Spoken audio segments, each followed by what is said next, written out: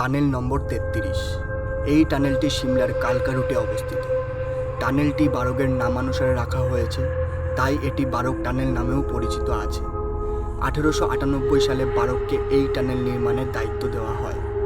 বারগ রেলের একজন ইঞ্জিনিয়ার ছিলেন। একটি নির্দিষ্ট সময়ের মধ্যে তাকে পুরো সুড়ঙ্গটি তৈরি করার নির্দেশ দেওয়া হয়। বারগ সুড়ঙ্গ তৈরির কাজে সমস্ত শ্রমিককে পাহাড়ের অন্য প্রান্ত থেকে গর্ত খোঁড়ার নির্দেশ দেন। তিনি ভেবেছিলেন এইভাবে তাড়াতাড়ি কাজ শেষ করা সম্ভব হবে। পরে তিনি দেখেন যে সময়ের মধ্যে কাজ শেষ হয়নি।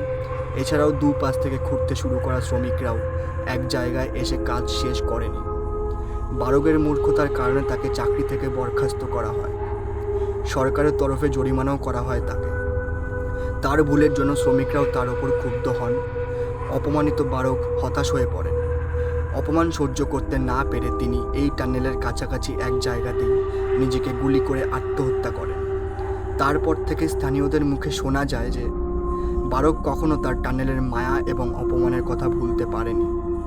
এই টানেলের ভিতরে ঘুরতে থাকে বারগের অতৃপ্ত আত্মা।